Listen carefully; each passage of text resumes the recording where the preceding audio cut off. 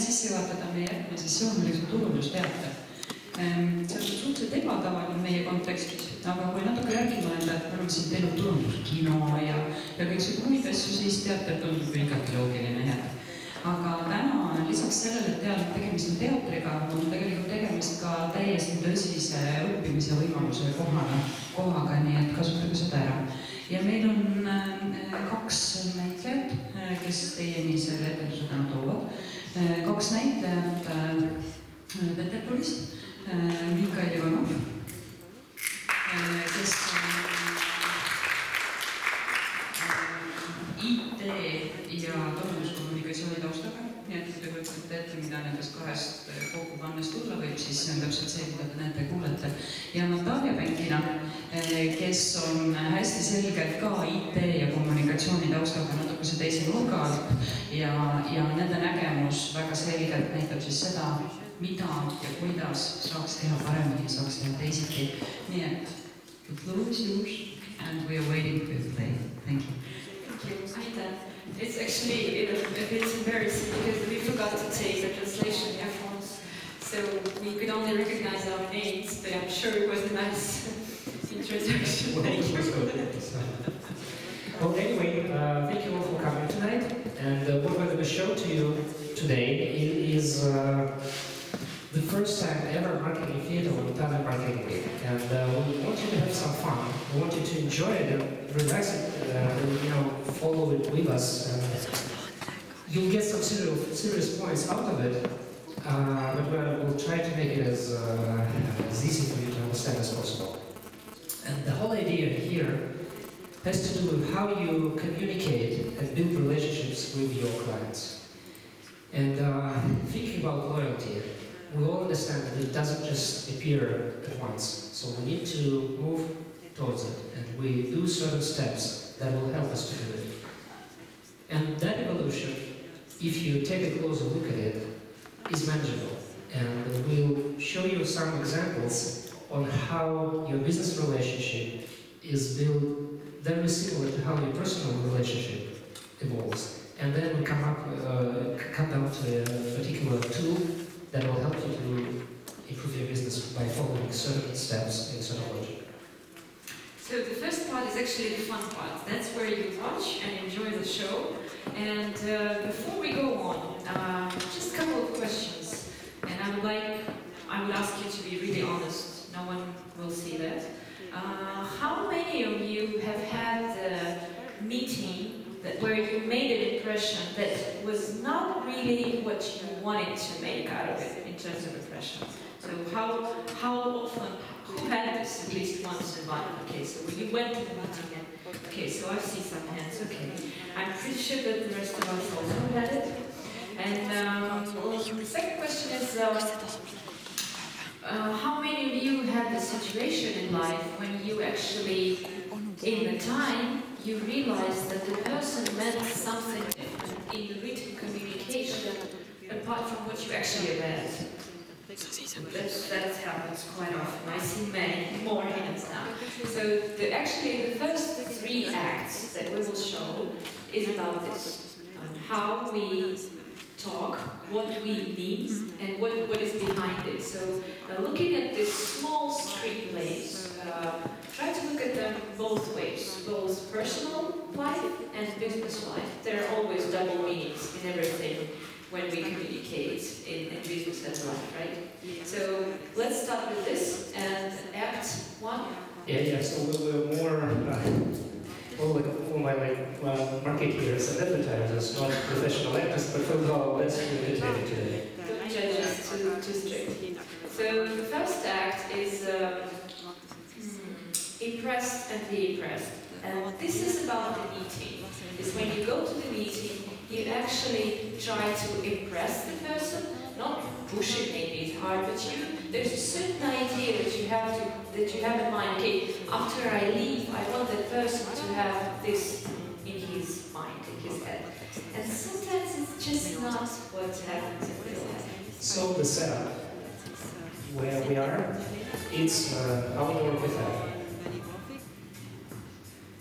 Hi, Natalia. Hey.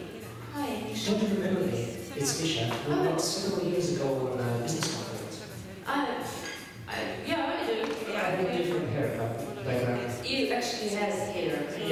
flies. But look at you, I just remember you made a small startup and now you really grew up. Yeah, well, time flies, and we now are a multinational company with branches all over the world. Well, I actually looked at the balance sheet and your revenues quite big. Oh, revenues. Yeah, that's a real achievement, let's put it this way. It's natural growth. What about you? Well, I'm very popular these days. Everybody wants me, and I have a lot of clients that call me every half an hour. Half an hour? Half an hour. Well, I actually have a call now, so I'll get back in touch with you. So, I see, you have a very handsome portfolio. oh yeah, I need to show it now. I might get back to you. Okay. So that's as easy as that. And Act 2 is what do you really mean to me, right? And that's about written communications. Most of our communications with the clients and with the partners are written. It's so much easier to write than to meet. And it's not because we're lazy or because we lack time, because we know that it's efficient. That's what we think. And sometimes situations develop differently. For example, like in this case. Okay, here's the setup. We're sitting in two different offices. And I'm writing to Natalia. Hi Natalia. Sent you my company's presentation about a week ago. Any thoughts? Now, we need your involvement here. When I write this, what do you think I really say about myself to Natalia from the outside of the screen? Is it that emotional that do I mean anything to it at all? A week has passed already. Or is it just a regular follow-up, the way it's phrased? Or does it say that I'm too lazy to call and I actually forgot about following up earlier? What do you think? Who thinks it's number one? No one. Okay, so doesn't seem to be that impressive at the moment. Okay, who thinks it's just a regular follow-up? Okay, you think? Okay, 2, 3 hands, 4 hands. 5 hands. Who thinks that the way you say it tells number 3? That I'm too lazy to do it earlier. Okay, any other solutions? Do you think that there's something different behind it? What's in it? I think that you want to make a sale probably, and you think that she hasn't even read your proposal. So the main thing is you don't want to bother her too much about it, but you want her to recognize the proposal and work with it, so you could get some feedback. Okay, the point is, we do get so many potential translations of what we're writing, and this particular content, when you use it in a way for long-term communication, can actually give you a lot of biases in how you connect to your potential client. Personally, in this situation, what we discussed from that side would mean that if you don't follow up early enough and you send your presentation, you probably forgot about doing it earlier. And then Natalia has its own response. Yeah, and I'm writing, hi Misha. Yeah, I've got it, but I've been busy recently and I'm still thinking about the offer. And I have 3 versions of replies as well. So one of them is, I got 20 similar offers per day. Come on. Well, your offer is not clear enough, to be honest. And 3, call me instead of writing. I miss your attention. So who thinks it's number 1? 2, 3, 4, 1. Probably 1/3 of the group. Okay. Your offer is not clear enough. That's the second option. 1. Okay. 2. Call me instead of writing. Finally, right? Any pros for this option? 1. Okay. Any other options? What would you think?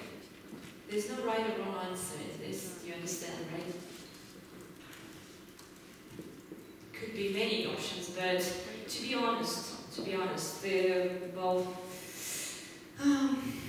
be honest, that's number 2 because the offer was not clear enough and I was still thinking about it. That's why I couldn't reply that fast. Well, since we tend to be polite, we don't usually explain it too much, and if we don't get the contact right, we'll just lose it sooner or later. Then my reply in this particular situation will be, how about meeting in person? And I will walk you through the slides. What do you think I mean here? Option number 1, use the letter think faster. That's what I'm trying to say. Or let's take a relationship to the next level. It's kind of a fun option. And the third one is you mean a lot to me. By taking my time and inviting you somewhere else where I can have more time to explain it to you. What do you think about number 1? Who thinks it's number 1? Okay. Number 2? Okay. A bit more. And number 3? Okay. At least now in our circumstances, when we invite a person and spend more time walking through the slides or explaining something, that would usually mean that we actually value that particular contact. And that's a small setup to emphasize the importance of being clear and making as less points in between your on the path to loyalty as possible. Because this conversation could continue for as long as you can imagine, unless it just stops and will not have another step behind it.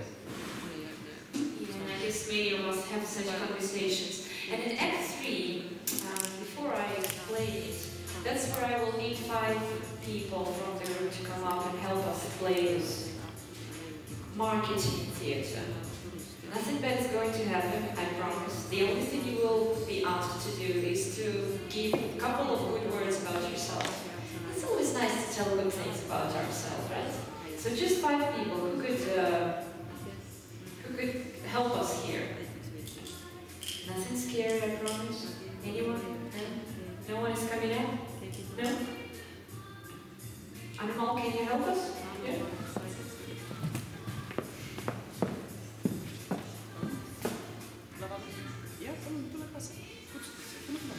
Piers, I'm sure you also are willing to be here. I see your wish to be here. Thank you. So, in Act 3, what do? It's a time for decision making. And I would ask you to join us here at the stage. You deserve to be at the stage. Because what you've actually have done now, you've made a wonderful speech about each one of you, has made a wonderful speech about your company and your commercial offer, and it really impressed the whole audience. You could hear them applaud. You could hear the applause. I can hear it, yeah?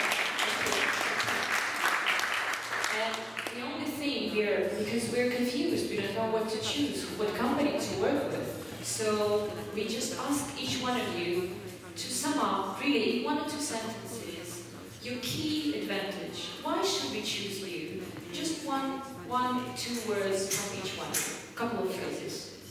Why should we choose you as a partner? Yeah, what makes you different?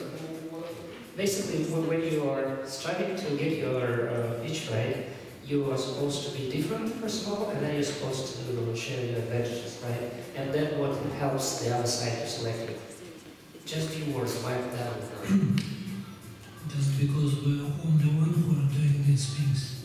Okay, that's impressive. Should we listen to that? Because we will be there from the start until the end and into the future. Wow, that sounds like a strong point. Thank you. Because we are quick and professional. Okay. We always do what we have promised. All right. Well, I'm confused, to be honest.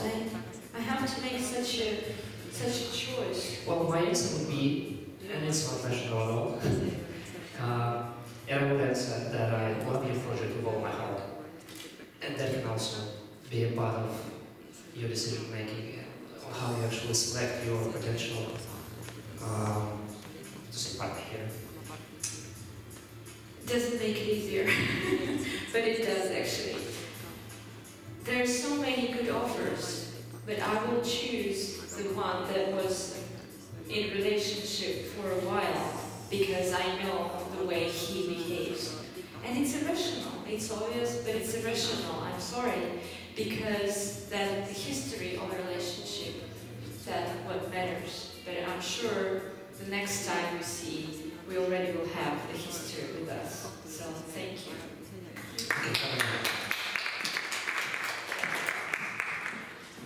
So now let's move on to the business part. And what we're trying to tell you is that indeed you have a history of relationships, and everything that happens from the start of your first contact to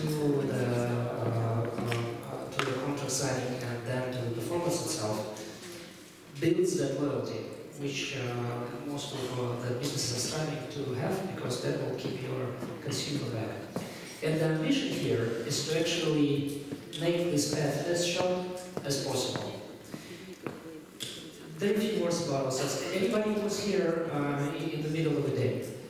Okay, everyone's morning. So we're not going to stay here too long, but we wanted to point out that our background and lots of years working with brands and education in IT and marketing actually allowed us to put up a clear and simple system that is quite functional to be used as a tool. And there are a few examples of the brands that we worked for before. So you can challenge us, you can ask questions while we go, and you can get a lot of detailed insights on why the structure that we'll see tonight is the way it is. But kind of going into the system, what it is physically, it's quite a simple map. When you have all your communication touch points written out. So usually you start from awareness, and you have your, most likely you will have your awareness contacts on the left side. So you will have your communication channels where you attract your consumers, clients. And then as you move on, you will go through the process from consideration to purchase and then to loyalty. And pretty much all the businesses work the same way. The thing is that in real life, you do focus a lot on your external communication and not that much on your internal communication. Whereas for many B2B companies, this is crucial because you have to actually, all of the effectiveness of the company depends on that a lot. We'll talk more on the practical side about what stands behind the characteristics of each contact point.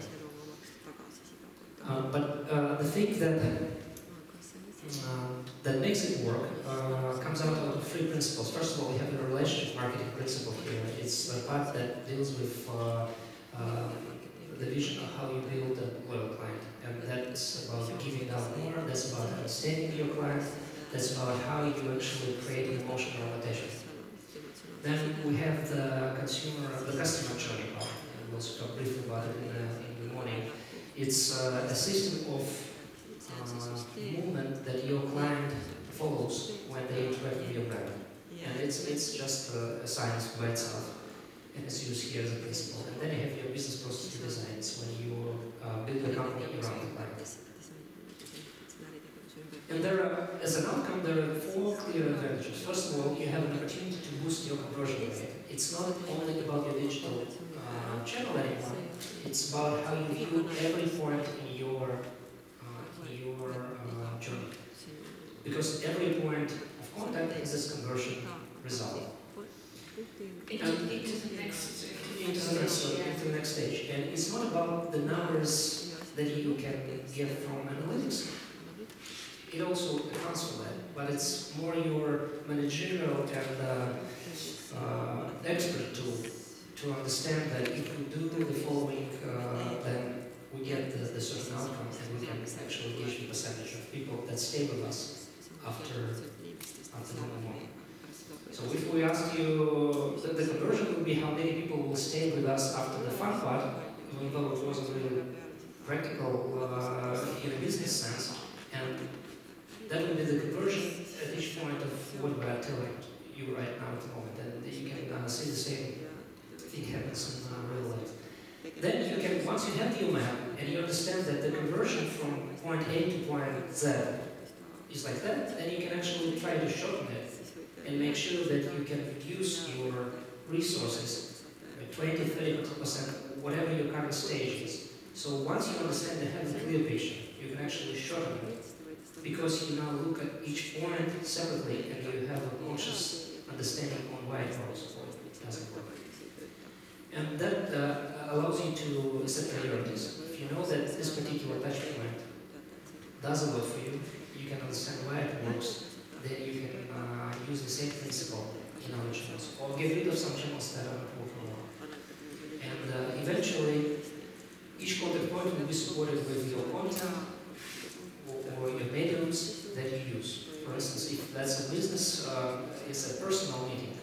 You usually come up prepared. You have your business card, you have a presentation, you may have a flyer, whatever else. And that will be your instrument of getting to the next step, of getting to your, of increasing your conversion going forward. And let's just, is it clear at this point? Any questions? Do you have any questions at this point?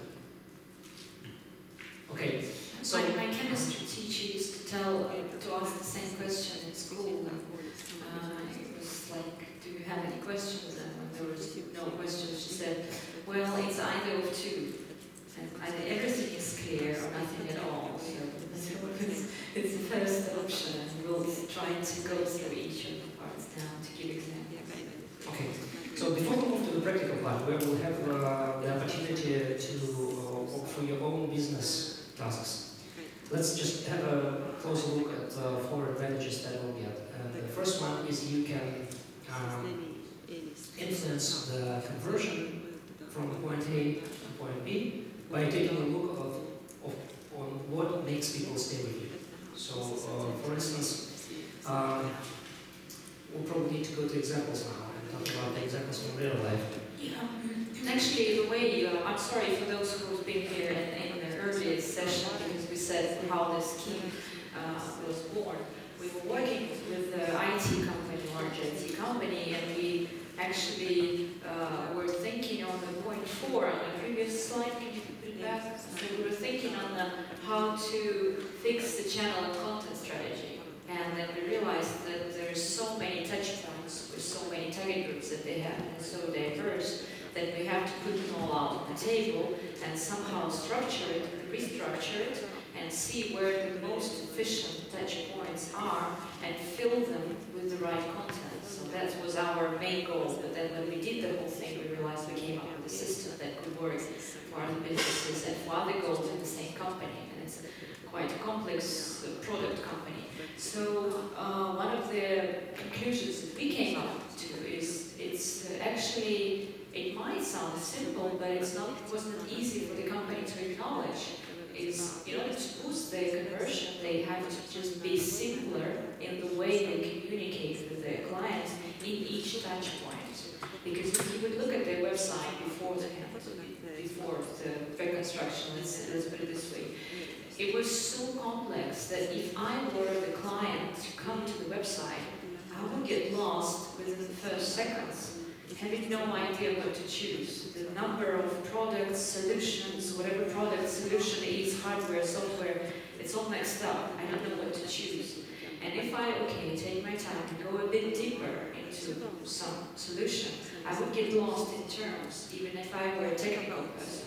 So we said, simplify your communication, and that will boost your conversion, because it will be easier for people to talk to. It might sound so obvious, but it wasn't that easy for them to know, because what they were doing before, and we saw it on the scheme, that they lose people. 5 come in, but the 3 only stay after the communication. And we want at least 5 to stay, and maybe even more to join, right? So why does it happen? Why do we observe that in real life? It appears to be logical and simple, but many companies, most of the companies, they don't follow that structure. And the reason is you build your company historically, not in a structured way. You have your business evolution, and sometimes it's quite hectic. And eventually everybody are used to working a certain way, and then when you make a stop and then you take a look at your structure, you see a lot of opportunities to improve, but you don't frequently do it because you're always in a hurry. And that was a real improvement point for the company we are talking about. And the other one, the other advantage is that you can actually get rid of some steps that takes lots of resources, time, and money. And the example we here with... The example was actually, we surprised the company because imagine that they are doing large projects for quite large companies, and they said, well, in order to prove that we are okay, that we are fine, we most of the time do the pilot project that they don't get paid for, maybe hardware, maybe software, but not the works, which normally take quite a heck of time. So we said, can you go without pilots? We've never tried. So what you're actually saying, we've never tried to convince the client, not with the way we work, but with the way we communicate. And when we calculated the number of resources that spent on the pilots, money, time, everything, the resources that go to the pilot but not to the work that gets paid, and we asked them the obvious question, okay, what if you used all of that in order to improve your other channels that will help convince the client that you are the best one, good choice at least, to go for the big work without the pilot? Can you do that? And the calculation said, yeah, it's quite possible. So you can see already that that means your strategy. It's not about, well, it is about technical decisions and how you build your each contract, but it also grows into the strategy on how you get to where you need to go. And the third point that helps you to take a look at the entire system is once you have your map, once you have the understanding of which contact point, then you will get understanding of what are your priorities, and you can either switch them and allocate more time and resources to the points that bring you the highest conversion, or you can actually rework your entire communication system to build it around your new knowledge about the market and about the client. And for the IT company, yeah, it was also sort of responsible for examples today.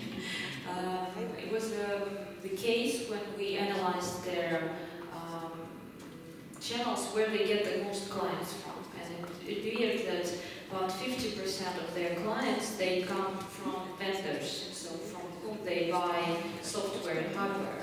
And those vendors have specific persons assigned for the work with like account managers for the large clients.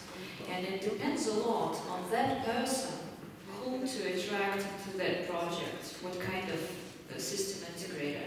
So basically, it sounds a bit strange, but on the other hand, they don't have to go directly to the large clients, try to sneak in and go through all the barriers, communication barriers, do pilot work also, but try to work better with those account managers and vendors, and invest more time to tell them about the company and tell them simply about the company. And what they did is that they relocated the resources to this channel because it obviously brings more clients than everything else that they do.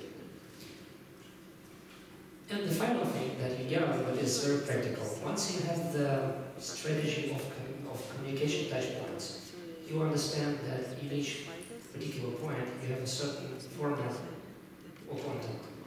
And since you know the target of each contact point, it's very easy for you to adjust your materials that will work for that particular client, his mind state at that particular time.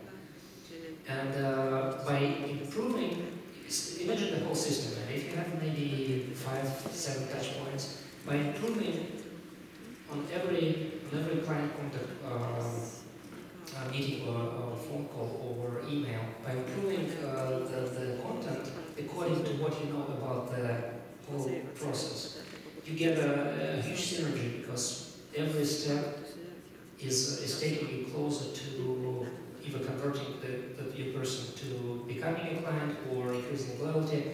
And once you have done that exercise for yourself, you will start it today if you let me put it this way. The only thing of writing out that map for yourself right now will help you a lot.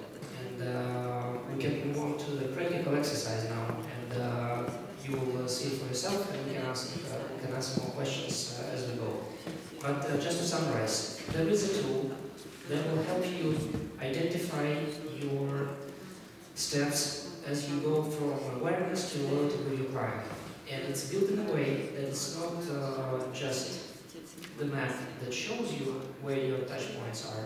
It actually helps you think in a proper way, because each contact point will be able to, you will be able to analyze it in terms of conversion rate, its cost, its content performance, and how to optimize the system as a whole. Do you get is it clear at this point? Are you ready to move on to the practical exercise? Do you have any questions that we can help answer? Okay, then it's quite simple. The first step is reflect your current contact system. So what you do is just recollect what you have in your system now. How many of you imagine or can imagine the entire system? Can you do it for the whole part of your client contact structure, or just for a small part? I think it's a matter of starting. So, well, what we're trying to give you in the practical part is that we've said so many good words and gave you examples, but you never know how it works unless you actually apply it to yourself. So what we would like you to leave with tonight is some practical thoughts. Okay, that tomorrow I would have to change something in the way I communicate, the way I fill in the content with the touch points with my clients, and to make it as practical for you as possible. And the first step in changing everything is, give me a clue, is describing the way it is now, because that's the first thing. Okay, we see what's happening, what's on the table, and then we see, okay, we need to change, boost some points, and make more effort into certain parts. So the actual first step of the first description is trying to remember all the channels, the way that, how do you communicate with your clients? At what points? Via website, via emails, conferences, personal meetings. Just try to recall all of them. It might not be as easy because you might be working with just a part of that chain, but then we would have to ask the colleagues to help you later on. And then the main idea is not to only name the channels, the touch points, but try to put them into the chain. And the chains might be interacting with each other. For example, the client comes in via website. He writes an email, and then there could be a phone call, personal meeting, whatever. And that's one chain. The client can come directly to the phone call, missing the channel, and then the same chain takes place. So does it seem clear? Okay, any questions? Let's take it for 10 minutes. And the contact points here, these are the actual names. So think of where you start from. What is the first contact point where your client meets you as a brand, meets your company, and gets to know it? How many points do you have? Are there multiple communication channels, or is it just one or a few? And what happens next? When your client first knows you, what's the next step for him to actually go into that process? You don't really sign the contract at that point, right? So you move to this next step, and then, as long as you can take it, 10 minutes, the longer you take it, the better it will be for the fifth step in our practical. Just try to be simple, very simple. So not describing the whole thing. The meeting at the conference, meeting at the cafe, because the location gives a certain sense to the communication, right? So try to be simple, okay? Okay, 10 minutes. Could we maybe ask for some music during that work? Carlo, just some energy.